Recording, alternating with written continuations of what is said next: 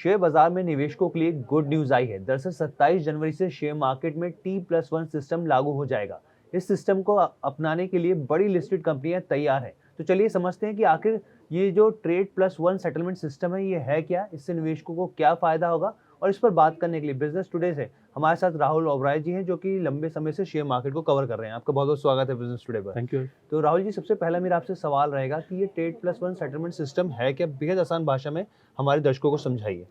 तो हर्ष, अगर हम T+1 सेटलमेंट सिस्टम की बात करते हैं, जी। पहले जब आप स्टॉक्स खरीदते थे तो वो T+2 में ट्रेड होते थे। मतलब अगर आपने आज खरीदा है तो वो 2 दिन बाद आपके जो अकाउंट में जो है आते थे, ठीक है। जी। बट अगर इसको साधारण शब्दों में समझे, T+1 का मतलब, अगर आप आज कोई स्टॉक खरीद रहे हैं तो वो कल मतलब +1 अगले दिन आपके अकाउंट में जो है आ जाएगा। That is called T+1।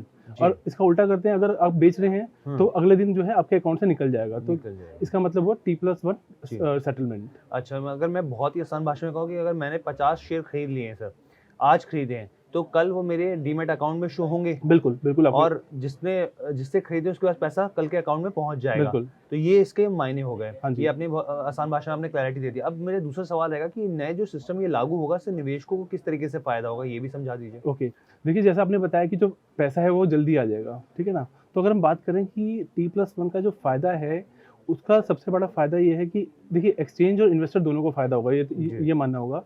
Exchange को टर्नओवर से रिलेटेड फायदा होगा, और जो इन्वेस्टर हैं या ट्रेडर हैं उनका जो पे आउट है वो एक दिन पहले आएगा। अच्छा। ठीक है। और जो और अगर कोई लीवरेज पे खरीदता था तो उसको भी यहाँ पे थोड़ा सा फायदा मिलेगा, क्योंकि सब चीज T+1 में हो रहा है। अच्छा, यानी इसका मतलब ये हुआ कि जोखिम भी कम होगा, जो व्यापारिक लागत है वो भी कम होगी, और साथ ही तेजी से सेटलमेंट होने पर निवेशकों के पास लिक्विडिटी भी बढ़ेगी। बिल्कुल बिल्कुल सर। मेरा अगला सवाल आपसे रहेगा, ये जो ट्रेडिंग सेटलमेंट सिस्टम की हिस्ट्री के बारे में बताइए कि मतलब अभी मौजूदा सिस्टम क्या है, उससे पहले क्या सिस्टम था, किस तरीके से काम करता था, थोड़ा उसके बारे में समझाइए। ओके, तो अगर मैं आपको सीक्वेंस से बताता हूँ तो ये जो है 2001 तक यहाँ पे इंडिया में जो है वीकली एक्सपायरी होती थी।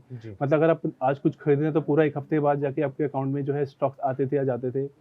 देन वो 2001 से लेकर 2003 तक जो है जो सिस्टम है वो T+3 में चला गया। मतलब ट्रेडिंग प्लस 3 डेज का सेटलमेंट होता था।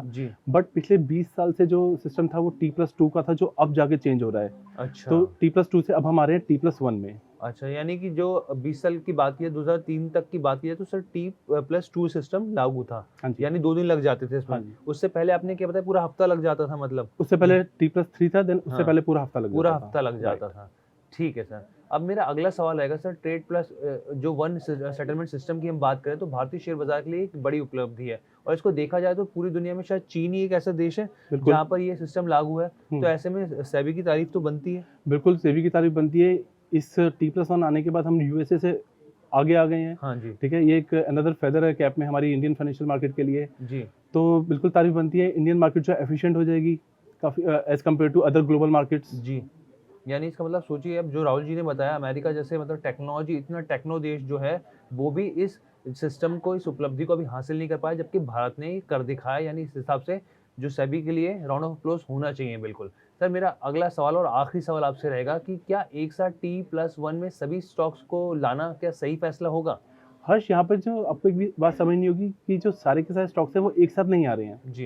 ये जो प्रोसीजर है पिछले साल से शुरू हो गया था। जी। सबसे पहले बहुत छोटे स्टॉक्स को T+1 में डाला गया था। जी। देन उसके बाद बैचेस में अगर जो छोटे स्टॉक्स हैं in terms of market cap, batches में उनको नीचे से 500 स्टॉक्स को एवरी वीक जो है T+1 में लेके आए गए। तो अभी जो जनवरी 27 की जो हम बात कर रहे हैं, यहाँ पर जितने भी डेरिवेटिव्स में जो स्टॉक्स हैं जो NSE के लगभग 75 से 80% मार्केट कैप होल्ड करते हैं, उनको T+1 में लेके आ रहे हैं। तो बहुत स्मूथली ये प्रोसीजर को जो है फॉलो किया गया पिछले 1 साल में। तो ऐसा कहना गलत है कि हम इनको एक साथ लेके आ रहे हैं।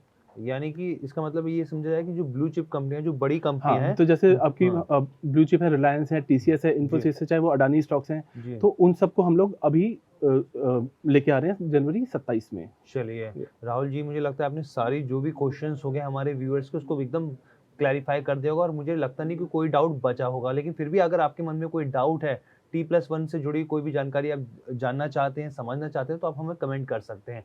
राहुल जी, बहुत बहुत धन्यवाद। और आपसे हर बार की तरह गुजारिश है कि ज़्यादा से ज़्यादा खबरों को सबसे पहले देखने के लिए और बेहद आसान भाषा में समझने के लिए देखते रहिए बिजनेस टुडे बाजार। वीडियो पसंद आया तो हमें लाइक, कमेंट, शेयर और सब्सक्राइब जरूर करें